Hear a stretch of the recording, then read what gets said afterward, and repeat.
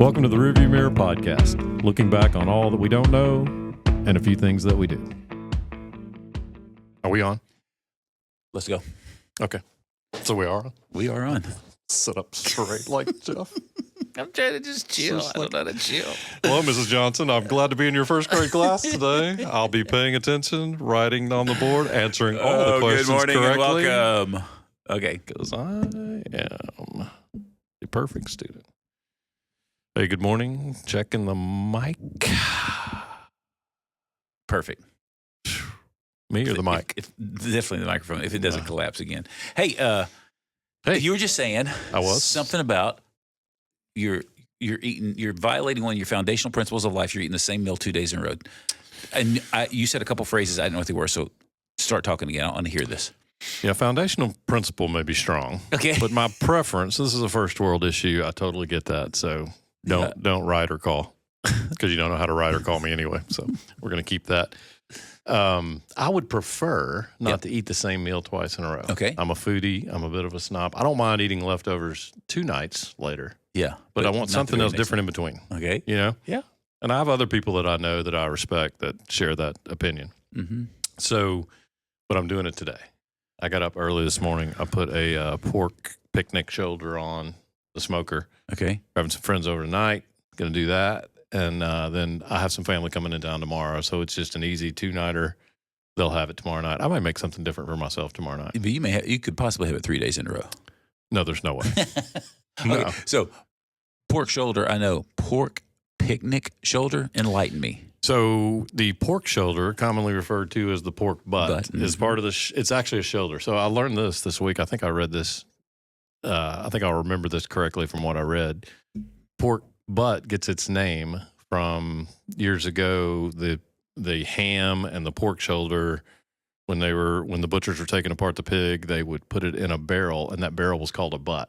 They just nicknamed, for some reason, the barrel was called the butt. That's why it's called a pork butt. So it's actually the shoulder. Okay. So the shoulder I knew is back that. towards Right. the back. All right. And then the picnic is where the arm kind of connects. So it's got a little bone in it and a little skin fat there. So it's just it's the more front part of the shoulder. Oh, okay. I've never heard that phrase. It's pretty similar. It's a little lighter in color, probably has a little less marbling and fat. Mm-hmm. Still cooks well, though? Very flavorful, very Good. tasty. So that's on and going at the house this morning. Yeah. Good for you. Yeah. Good Got for up you. early, got that going. Well, we're having the whole crew over on Sunday. This coming Sunday will be Mother's Day as we're recording, and we're having the whole crew over, which is unusual, but this is going to be so fun. So I sent a text out to all the moms, the daughters-in-law, and said, hey, tell me your preference. I'm cooking. So excited to serve all of you. Give me a protein. Give me a couple favorite vegetables. Give me a dessert. The only thing I heard was steak, steak, steak, and steak. So it's kind of easy. There we now. go. Yeah. I can do sides for that real quick. So that'll be a fun, easy cook this weekend. Yeah. How's everything else in your world? Take a long time to go through everything else. Okay. That'd be a fun way to get started. I don't know. I don't know that it'd be that fun. It's fine. Yeah. Good. It's fine. It's fine. I'm fine. I'm okay. Everything's fine. All right. Yeah. I just want to make sure. Yeah, I don't know. That's a different podcast, Last week, probably. Yeah. That's when you do your I had a beer with my younger self night. Right. Well, you're not going to let that go, Yeah, right? no, it's just fun. I know last week we were talking about wanting to hear some questions from people, and of course that one just posted this morning, so obviously we haven't heard much. But we did get one question a couple weeks ago that I thought it would be fun for us to kick around a little bit today. All right. So a friend of both of ours, he goes by Chef Huddy on Instagram. Oh, man. God, that dude. Isn't he the best? God, he's so awesome. Yeah. He's a great guy, a great cook, and wondering how much I really like him because he's a really good golfer. Yeah. And he's a really good cook. Yeah. And, man, it pisses me off sometimes. Nothing like a young man being your role model, huh? Right? Right. He's who I want to be when I grow up. That's right. So Hudson, he just shot a thing on Instagram. He said, I would love to hear y'all's take on loneliness versus being alone. I think it's a topic that many people my age struggle with. Wow. Loneliness versus being alone. Man, that's a great question. Yeah. I kind of wanted to blindside you with it a little bit this morning. Yeah. Give you a chance just to reflect on it a little bit and start talking about it a little bit. I think the one thing I'd say, Hudson, is I think it's a question, not just his generation, but I think at some level it's so core in the makeup of who we are. At some level we all focus on, feel that, and deal with that. I think his generation may be more pronounced according to him, but nonetheless, I think we all deal with that. Yeah, I would say so. And I just, if you start at the beginning, I think, again, you go back to Genesis, if you believe the story of the Bible, God said it's not good for man to be alone. And I don't know that means you constantly have to be around people. Right. But I don't know that we're designed to live life in solitude. Yeah. So I think you're right. It's a fundamental problem, not only for his generation, but ours and everyone. And I think unique to this generation, though, that's different than ours, is the world of social media. Yeah. And not to sound like an old guy, but which is kind of true, though. It is. And, again, I spent some time around students when I was coaching and just noticed the significance of the social media world and the pressure. In our day, if I went somewhere on a Friday night, the only people that knew where I went were the people that I told or the people I went with. Right. Now, everybody sees it. Everybody knows it. So there's all that pressure. But I think we've talked about this, and this is low-hanging fruit. This is not, anything earth-shattering. Social media gives you the illusion of friends. It does. Because I'm watching so many other people's lives. I'm, quote unquote, connecting with them. Yeah. I even friend them. The language is so interesting in that space. Yeah. When in reality, I may never speak to that person. I have no idea what's going on in their life at the true level. Right. Yeah, I agree. Yeah. Yeah, I think a lot about this just in the work that I do, walking with people who come in and they'll often present with, I'm so lonely. And my first thing is I want to know, what does that really mean? Because there's a place of being lonely that can be one of the best places to be when it's more kind of like Hudson said, kind of more like being alone, choosing to live in a season or a day or a moment of going, man, I need to be alone and be with myself. Being alone can be powerful because it opens up the door to process what's going on in my inner world. What have I been feeling, thinking? What are my desires? What do I want? Right. I think there's something powerful about doing that. And like in my personality wiring, that's one of the hardest things in the world for me to do, is just to slow down and be still. Yeah. It's not natural for me. Years ago, I was invited to go on a 2-day silent retreat, and I don't know why I said yes, but I did. Sorry, I'm not laughing at you. No, yeah, but I kind of am a little bit. Yeah, you probably should. But I remember getting there, and it was. Can't imagine you on a silent retreat. Oh my gosh, it was a guided retreat. So every morning, this guy would speak for maybe 10 minutes and kind of just set the tone for us. We'd go alone for about 3 hours. We'd come to lunch and literally eat in complete silence. Oh my gosh. And then the afternoon, all alone. And then after dinner, at dinner we would break and we would begin to talk about what was the day like? What did you hear? What did you observe? What did you notice? And I remember there were like 12 guys there. And I remember thinking, oh my gosh, I'm so glad to hear words. But then I had nothing to share because I thought, I don't know. I was just enduring that alone time. I think in that season of my life, I didn't know how to be reflective at all. It was just like, what's the next task that needs to be accomplished? There's still a lot of that in me, but I think there's times when now I realize, gosh, I've been on the go a lot. I need to just downshift. I need to, maybe it's just going for a walk. Maybe it's just being alone at the house if Laura's out of town or something. But there's something about that can be really therapeutic. But then there's this other part that when they talk about loneliness, where I'm just going, gosh, I have no connection. I don't know how to connect. I have this yearning for something, and that's the place that, left untended to, bad things can happen there, I think. Yeah, man, I have so many thoughts when you do that story. One thought is, though, and I have this conversation with friends of mine a lot that, say, hey, I'd love to be more relaxed, or I need to get more done. I think one of the keys to loneliness is understanding who you are. Mm-hmm. And, we were just talking about, I was curious what your morning routine was, because I was thinking, it dawned on me the other day that, I get up and it's probably 2 or 3 hours before I speak a word to anybody. Wow. Just the I work from home. My partners are on the East Coast. I don't have an office to go to. So sometimes because they're on the East Coast, we may have conversations rarely early, but Jen's doing other things. And, so it could be a couple hours before I say anything to anybody or do anything other than, work emails or read or something. But you have a really slow, alone, not even routine, but morning preference. I love a pace. I love a slower pace in the morning. Yep. I try not to, not because of discipline. I don't play golf early in the morning. Yep. I don't really exercise super early in the morning. I just like to have I like to ease into the day a little bit, but that's cool. The way I'm wired. Right. And so my challenge is, hey, all right, at some point I got to shut that off and get going and start knocking some stuff out. Right. And I think if you're wired the other way, more like you are, I don't think the solitude's going to look the same. Mm-mm.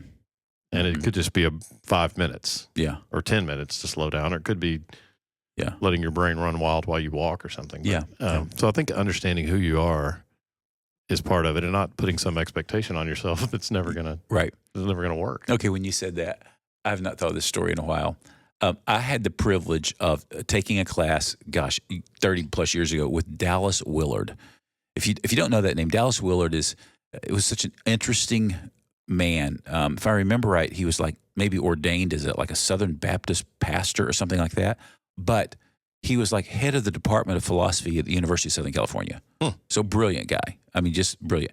Wrote tons of books on spiritual discipline, spiritual growth, how we change, just, massive footprint in the Christian culture. And I took this class with him, and the class was on the spiritual disciplines. And so in it, he had us read, I don't know, half a dozen books. And they were from all these people from the 12th, 13th, 14th century. And they're these, there's these monks and there's these men and women who just would live in silence and solitude, go live in the cave for a season.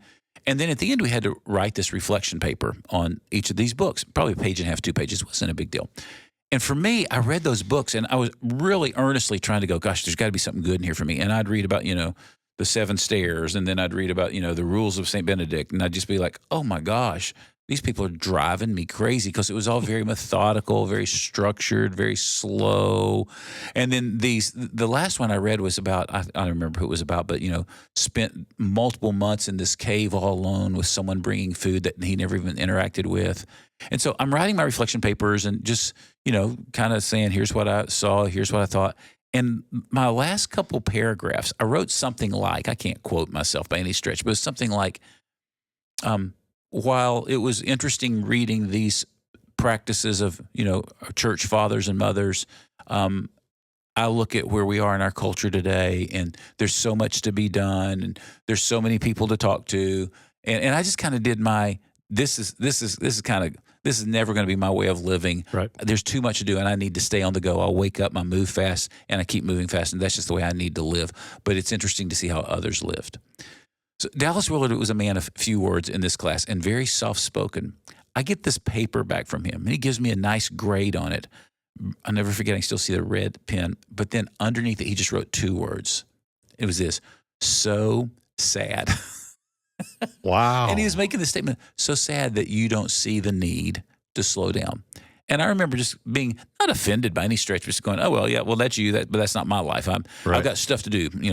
What was Eddie Murphy say? Places to go, people to see, like I'm busy. But gosh, through the years, I just think that was a sage with 2 words speaking to my life, words I've never been able to get away from, realizing, gosh, it is sad when I can't slow down. And I'll tell you the truth, it's still really hard for me to slow down. Yeah. But I cognitively know the value of it. And I get to a place where I realize, like you said, maybe it's 10, 15 minutes, but I need to retreat. I need to withdraw. Yeah. So I think for the folks wired like you, there's a tendency, your strength is your weakness. Exactly. And so there's a tendency to go, it all depends on me. Right. Well, it doesn't. Oh, yeah. Right. And there's a martyrdom that goes with that, and a halo, Right. Right. And, for my personality, it can be the opposite. Hey, it's all done. It doesn't depend on me. Yeah. Well, yeah, maybe, maybe not. Right. And so, that's an interesting phrase. It's been interesting. I would say my 30s and my 40s, and probably even my early 50s as I was starting Wellspring. I think you're exactly right. I woke up every day going, oh my gosh, if I don't do it, who will? I've got to get it done. That was the compulsive. now I don't. Maybe I'm blind to this. I don't think I am, but I don't feel like I wake up now with that the same compulsivity I used to have. Mm-hmm. I just think I wake up now going, man, there's a lot to do, and I can't wait to do it. It's fun. Like fun's my big word, as we've talked about before. Like last night, I told Laura when we were going to bed, I said, man, I got to find a way to make money where all I do is build things, create things, and cook. And she was just laughing at me. She says, why are you so excited? I said, well, there's so much I'm doing. Josh is having a big party at his house tomorrow. And I'm taking my griddle out there. I'm going to do a bunch of smash burgers. I'm going to cook a bunch of hot dogs for kids. It's just, a simple party. But, my brain goes into high gear. Like, okay, I got to buy this. And I got to make this. I make my shopping list. I make my groceries. When am I going to load all this stuff? And like, I love that tyranny, urgent, and that chaos. Right. I do. But it's not because if I don't anymore, it didn't feel like it's, if I don't do it, it's not going to happen. I mean, they can order pizza, but there's something about it that in this season, there is something, it's regenerative or restorative almost for me to get to do those things, right, But it's still the same principle, get up and go. And I don't know, I think for anybody in my personality type, that aggressive stance in the Enneagram that wants to just move and accomplish always, there is something about Hudson's question about learning to be alone and be with yourself that is so valuable, that I think that's the growth place for my personality type. Yeah. And I think for this generation, this is observational, not true across the board, but particularly, my kids, some of your kids are in his age range. Mm-hmm. I see a lot of those guys at the golf course. Mm-hmm. A lot of them have just gotten out of school. Yeah. And so you're around people constantly. Yeah. And social media makes you feel like you're around people constantly. Right. So then you have times in the evening or on the weekends and you don't have anything, quote unquote, to do. Mm-hmm. There's a unusual feeling, and I think that can feel lonely. Yeah. And that's the kind of lonely, I think, to me, that lonely is okay. Yeah. Because your life, I don't think we're built for constant stimulation, whatever. Yes. Yeah. Yeah. Mm-hmm. It's like I had this guy explain to me one day, I don't know anything about cars, but he was talking about the, reliability of like a Toyota or a Lexus versus a BMW or German-made car. And he said, he's a long-time guy in the industry, and he said, German engines are just as good as the Toyota engines, but they're made differently. They're made to run at a high speed for a short period of time. Uh-huh. That's the way they function. And, Toyota's made to run for not as high speed and functioning and for longer periods of time. Mm-hmm. It's not because people think, if I buy a BMW, it's going to break down all the time. Yeah. That's the common, that's what you used to hear all the time. But it's just not true. It's just they don't go as long because when they run, like you're saying, they get up in the morning, they're gone. Right. It's all full blast. So I think one part of his question is difference between loneliness and being alone or being lonely. I think a unique challenge for this generation is you're going to have more time alone as a young adult than you probably either had in high school or college. Yeah, and there's probably an appropriate ratio of time versus time alone based on what you might think it is because of social media, if that makes sense. Right. Because with social media, you're seemingly surrounded by people all the time. Mm-hmm. So I think just kind of recognizing that a little bit. Mm-hmm. I'm stuck on the German engine made to go fast, and knowing that you have a German-made car and you drive slow. It's crazy. I don't have a BMW, though. Well, yeah, still a good-looking car. It is. Now, when we're on the interstate and I'm in that car. Oh, do you roll then? Oh, man. Oh, can you? Really? Oh, I go so fast. Oh, see, I picked up from you a few weeks ago. Not in traffic, but like if I'm on, if I drive it to the beach. Yeah. Or drive on the interstate when it's somewhere. Open, you're rolling? I'm gone. Oh, good for you. Okay. It's just in town and in traffic. But, I'm not fighting. Jen and I are going up to Nashville to see our kids last night, have dinner with them.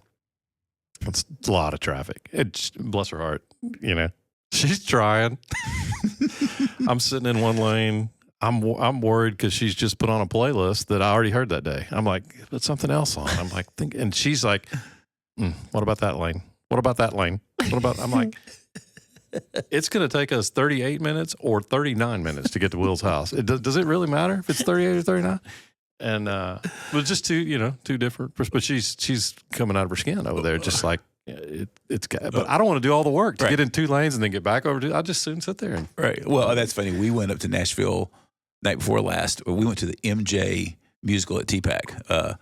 I thought we were going to see some Michael Jordan, but no, Michael Jackson. Oh, Jackson. It was amazing. But same thing. Traffic was bad.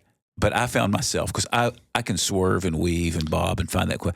But I thought, you know what? I'm just going to do the way Laura would like this. And I just got in one lane and stayed. And it was really interesting because I found myself doing like research. I stayed in the same lane the whole time. And I picked cars on both sides of me and going, okay, where are they going to be? And, they would get so far ahead of me. One of them was a state trooper, so it was easy. Got out of sight. But then by the time we got up to 40, I realized I'm 2 cars behind that state trooper. It was just interesting. I thought, I really just need to chill when I drive. Well, that's what I thought. I had this van picked out last night that had some kind of logo on it. I thought, I'd do that too. And I thought, I'm just going to gauge. And we stayed with them the whole way. Yeah. And but I did move to some faster lanes and try to do that. So, anyway, sorry, total side note. Back to the loneliness versus being alone. Chip Dodd's book, The Voice of the Heart, we've talked about some. Great book on core emotions. He talks about 8 core emotions, and one of them that he talks about in there is a core emotion is lonely. And if I remember right, he'll talk about how when we're feeling lonely, loneliness is inviting us to spend time with ourselves. It's inviting us to go into a deeper, quiet place. Mm-hmm. And I think there's something rich in that when man, I just, I find myself on the Friday night thinking I'm really lonely, to be able to first discern, well, is it just because I'm not hanging with anybody? I need to pick the phone up and call and go hang out with somebody because I want to. That's doable. Right. Or is it just feel like, no, the thought of being with someone doesn't sound good? Then I think that may be where I think what Chip's offering is helpful, to be able to just go, hey, maybe this is an invitation to slow down and be alone with me and really process more. And what I've come to think is, I don't know that loneliness is always one of the most foundational feelings. I think there's usually something behind it, because I think there's times I can feel and go, man, I feel really lonely, and realize that, well, part of it is I'm sad. I'm sad I haven't seen my kids, or my wife's been out of town, or what it may be, and I just find myself going, man, I'm actually sad. Or some of it, I suppose, there's a season when you could be lonely, and what you realize, you're afraid. It's late at night, you're walking, you're in a familiar part of town, you don't know where you are, and you're lonely, but I'm not really lonely. I'm actually scared to death. I don't know where I am, And so, and I think there's times, you and I've talked about this some. I think there's times that in this season of my life where I'll go, gosh, I feel lonely, and I realize, yeah. Wait a minute, I don't think it's lonely. I think I'm glad. I think I'm really enjoying just that I've got this time just for me right now. Right. And so I think some of the work, back to Hudson's question, I think sometimes when we don't just go, oh, I'm lonely, I need to fix it. I think sometimes we go, yeah, I'm lonely. What's that loneliness telling me? Yeah. And in light of what's telling me, well, is there something I need? Whether it's engagement with others, or whether it's, gosh, engagement with myself. Mm-hmm. Does that resonate? Yeah, no, it does. And I think for that age group too, it's one of the other things I see is that sometimes it's connection. Mm-hmm. You can have, relationship after relationship with a girl, a guy, if you're a girl, and or tons of friends, but do you really have people in your life that you can be yourself with? Yeah. I remember years ago, back in our men's fraternity days, for those of you who may have a clue what that is, one of the things we would talk about early on is we would talk about the danger of being a lonely man, and what we'd say, lonely men create major problems. That was one of the lines that Robert Lewis had used that we all stole when we would teach it. And I think the better word there is not lonely men create major problems, but I think it's disconnected men, isolated men. Yeah, men can create major problems, lonely or not. The human race creates major problems, period, whether you're lonely or not. Exactly. Yeah. But what I appreciate about it, is that sense of going, man, if I am disconnected, if I'm not known, if I'm living in total isolation, my tendency to get myself in a bad place is higher. I remember, I don't know, has it been a decade ago now? It was on a New Year's Day when I sent a text to you and to Joe and to Brian. And I just said, hey, I know you guys don't know each other. Common thread is me. Happy New Year. I'm realizing the last several months I'm disconnected, not walking with anybody. Would love to meet with a group of guys on a regular basis. Yeah. If you're interested, we'll have an easy out after 8 weeks of doing it. No agenda, no book study, just hanging out and seeing where it takes us, and then we can process. And I remember I was so shocked because it was New Year's Day when I sent that. And I think within a half an hour, all three of you responded, good, yeah. And, we ended up meeting together for several years pretty regularly there on the front end, And I think it was indicative in my world of realizing, okay, this is a loneliness that's not good for me. I've isolated. I just transitioned jobs recently, was starting a new business, and everything was transactional in my relationships. And there wasn't a place to show up and just really be known. And again, I think sometimes loneliness is saying, hey, you just need to be known somewhere, that you need to be in a place of connection with 1-2 people at a different level than just all the social things. The social things are awesome. They serve a huge purpose. But to have that next level, I think is pretty important for all of us. Yeah, and you're in such a place, such an odd place professionally. Yeah. Where you're seen by everybody. You can't really be yourself in front of everybody. Right. So even more pronounced, I think, than most guys in our vocations. Yeah. I think so. I think it puts a greater onus on me to make sure I do have some people I'm walking well with. And, I move in and out of that. Like there's times when I felt, man, I've got 2 or 3 guys that know me well, that I know them well, that, I can, if I need to make a 911 call, I can make one, Yeah. But then there's seasons when I realize, okay, I'm kind of on my little Jeff Island over here right now. Yeah. And again, not a problem with being alone, but a problem with being completely disconnected. I think disconnected is a much better word. Well, you used that earlier, and I thought that nails it right there. It's when I'm not connected to anybody that knows me at a deeper level. And not just men, I see that in women too. And Jen and I were talking the other night, and she said, man, if you had a heart attack or something, I wonder who I'd call, just going through the list if I'd call. I said, well, how about call 911 first? And so we laughed about that a little bit.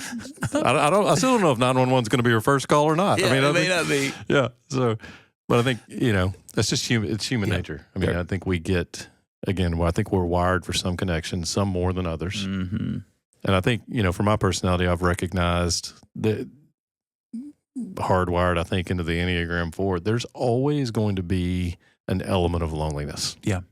Yeah. Speak to that more. I think that's so powerful. I don't know. I got to dig into that a little more, probably personally, but I do.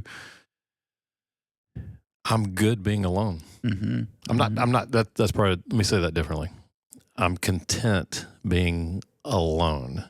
I want to be married. Right. I want to be in relationship with friends and my kids, and I like that. And I have a lot of relationships. And when I need to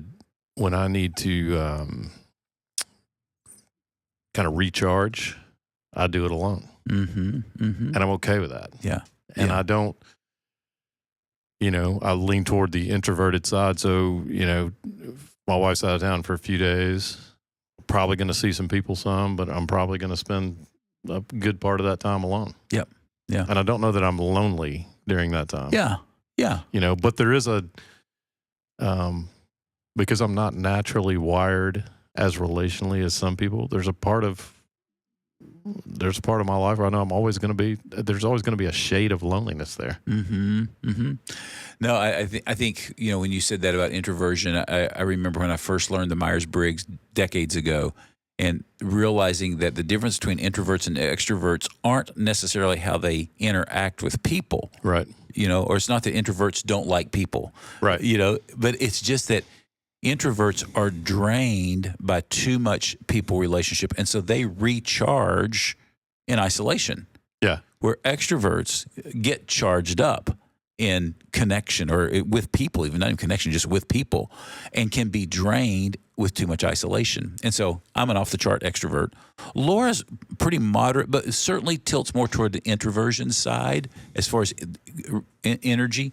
And I can remember when we just had 1 or 2 kids early in life, when we'd go to these little couples parties, where there'd be 8, 10 couples there, and we all got babysitters. And it was just a blast just to be out and be with other people, right? Was it really? For me, it was. It wouldn't have been for you probably. No, but I just was so energized. And it'd be 9:30 or 10, the parties start winding down.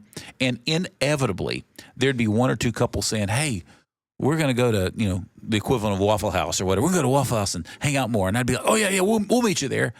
And I'd get in the car and say, hey, Laura, so-and-so is going to Waffle House. And I would look at her and she'd just be like, oh, okay. And it wasn't that Laura's not social. She's amazing with people. But it was, oh, my gosh, I just gave 3 hours. I'm done. I'm ready to go home. And she's pooped by the party. And I'm like energized. Well, let's keep the party rolling, right? Yeah. That was a great adjustment for us. But I think that speaks to the extrovert-introvert thing and the need to just be aware of where am I refueled? Where am I recharged? Yeah. Because too much loneliness can be a bad thing for some people and not enough being alone rather, can be a good thing for others. Right. And again, back to what we were talking about at the beginning, to the question is, all right, so what's your personality type like? Yeah. Where are you trying to mask a little bit of your loneliness? Is it too many relationships? Mm-hmm.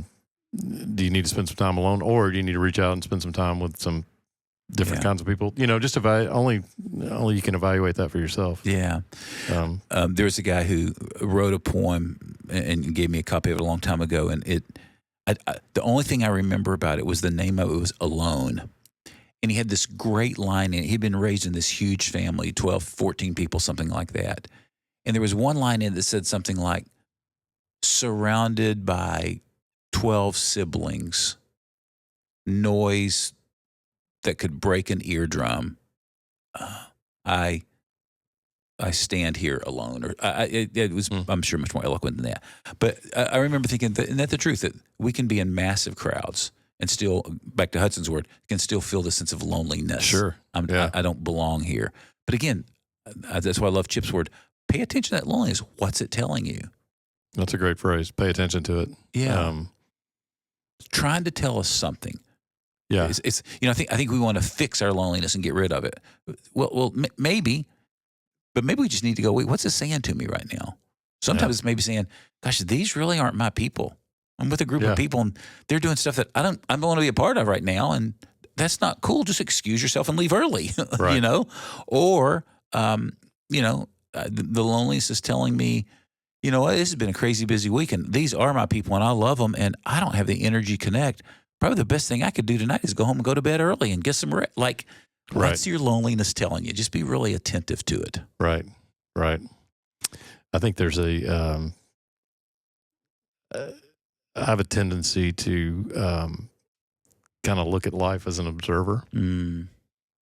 And so one of the things I've learned about loneliness over the years is okay, and I enjoy that sometimes. If I'm cooking dinner and my family, we've got people over, and I watch the interaction and kind of sit there and look at it almost like I'm watching a movie, and it makes me feel good. Yeah. I mean, I love that. Yeah. And just watching people interact and watching my kids interact or friends. And, but for me, I think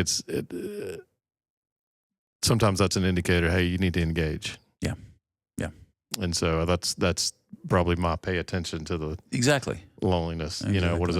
What does that tell me? You can't always be an observer. Yeah. Yeah. I think the second half of his statement, would love to hear y'all's take on loneliness versus being alone. And I know we're touching both of them, but I'd love to take just a thought that hit my head on this, on being alone, the importance of being alone. We kind of touched that a little bit earlier, but just to double back on it, I think about it from, if you're a person of faith, it's a Jesus principle. Jesus in the middle of one of his greatest days of, taking care of people and healing people and working with people.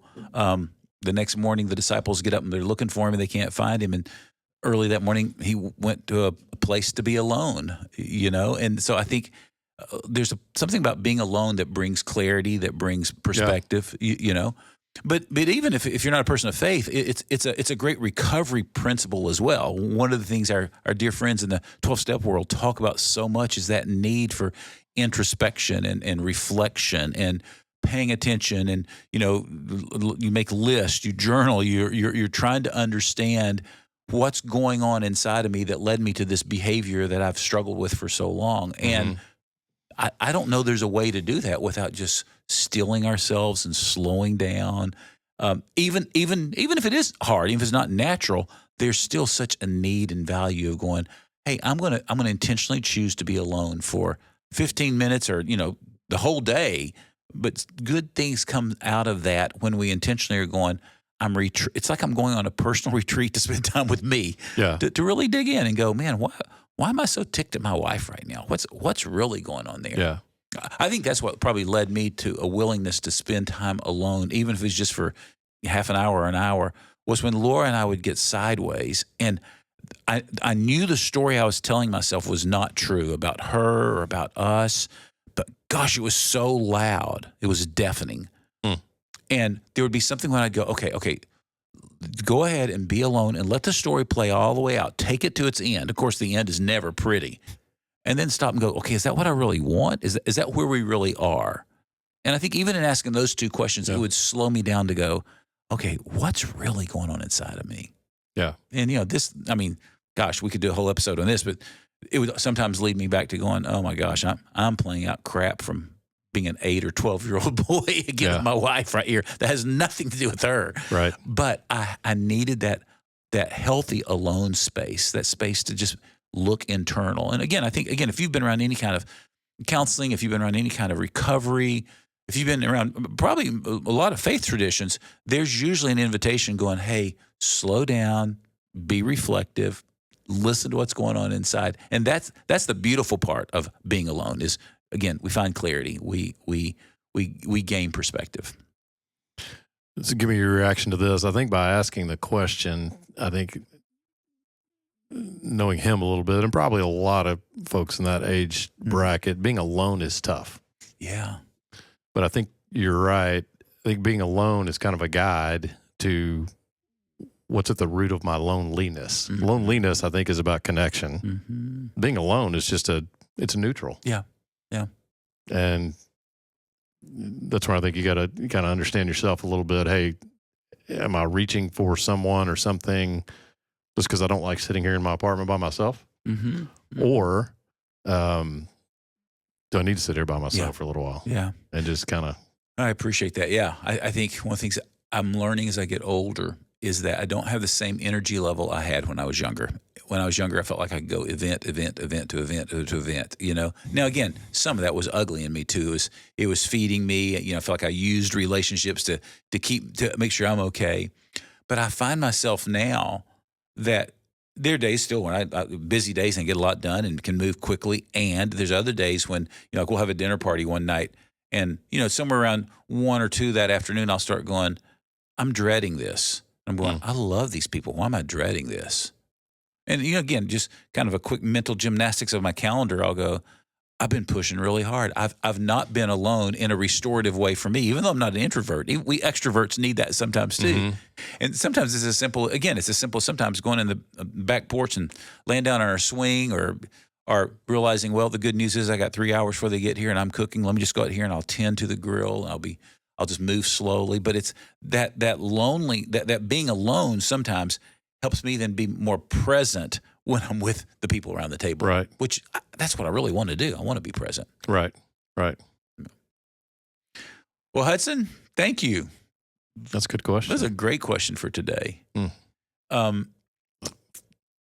I was just thinking, you've said this for years, and it applies to men and women, but you've said it in your world, men are lonely. And I think that's true. I think just observationally in the work world, leisure world, you just see it. You just see signs of it. Yeah. And I think just being aware of that as a person of faith that, hey, man, just, pay attention to the interactions you have and ask questions and be interested. Just try to, I think one of the things we can do to remedy loneliness for ourselves and other people is just show some interest. Yeah. Yeah. I remember reading an article a number of years ago on isolation, and some medical people had done some research on healing after surgery, after procedures, for people who have community versus people who don't have community, and how much more quickly the healing would happen for those connected with other people. And the other one was they did some research about the common cold, and it was like this was like Harvard or something. I mean, somebody ridiculously brilliant did this research, and it was there's a higher percentage of lonely, disconnected people who get colds than people who are connected. And I remember hearing a guy talk about it once. He said, so it's actually true, disconnected people are more snotty than connected people. But it was that sense of just going, there's something even about our physical, mental health that I'm not saying I understand, but I'm just remembering hearing that several times through the years, that there is something about being connected. I think I watched my dad, his last years after his wife died and we moved him over here and he lived with us for about a year. And Dad kind of started, I don't know, lost more energy. Now, granted, he was 85 at the time, but my dad's always been a super active guy, but he was just a little quieter, probably a little bit depressed, candidly, and we may not have named it well. And after about a year, I remember Laura and I were talking one night, and I said, I feel like we're on the go all the time. Dad ends up being home. He'd stopped driving all day long by himself. That can't be good. And so that's when we moved him into assisted living. Yeah. My dad had like this resurrection. I mean, his last 4 years of life were incredible. Right. Because of course, I think he had 6 girlfriends, but he was so connected in that place. So many good guy friends too. But, I think that tells you something. If you've ever spent time in one of those, especially unassisted places, I mean, it's fascinating to watch. It's kind of like a frat house at one level, It's like you've mixed a fraternity and sorority house together. Well, that's a better way to say it. Yeah. But but gosh, we were created to be connected. How you start is it's not good to be alone. There's something about our connection that it just meets deep needs in us. Yeah, I think so. And again, I think I want to say this because I think the younger crowd can experience this. I'm an older too, but I see it more with the younger crowd. Just because you're alone for a night or two, doesn't necessarily mean that that's a bad thing or that you're lonely. Mm-hmm. And again, I just think they come from such a different world of interaction and are acutely aware of, I think their emotional intelligence is a lot higher than our generation. Yeah. But they're acutely aware of everything. And so one night alone feels like I have no friends and I'm lonely. Yeah. Yeah. And so I'd just be aware in proportion, Mm-hmm. Hey, just because out of the 7 nights a week I've been alone for 2, I don't know that that's not necessarily a bad thing. That's probably a really good thing, is my guess. Yeah. Yeah. Yeah. Just the normalcy of probably what you've come from at that age and again, all the social media interaction and things you see, something to do 2, 3, 4 nights out of 7 is probably pretty solid. Yeah. Well, when you said it, made me think of that word, that little phrase FOMO, right? And I think so many people live with that sense of, oh my gosh, I can't miss out on anything. Well, I want you to have FOMO about missing out on being with yourself. Yeah. Man, what if I miss out on knowing what's really going on inside of me, knowing what's going on with clarity. Right. The number of times I see couples in my office who've been married for 2-3 years and they're really in a hard place. And then when you hear how they met and their whole dating courtship thing, it was just one intense situation after the next. We traveled here, we did this, we did that, we hung out with these people, we partied here, we da-da-da-da. And again, good, that's fun. But marriage is not going to be like that. And so suddenly there's this, my gosh, he's so boring, she's so boring, our life sucks, it's not good right now. I'm going, no, wait a minute. I think you lived in this artificial environment throughout your whole dating courtship world, Right. And I've always talked about this, that there's such a difference between 2 words that kind of sound the same, intensity and intimacy. Oh, yeah. Big difference. And we will mistake intensity. Going, no, things are good. So, I feel lonely. And I think that's what we do. Then I need something more intense. I need to go to a bigger party. I need to take a bigger trip. I need to get more friends. I need to do more and more. Intensity is going to meet that void, that hole inside of us.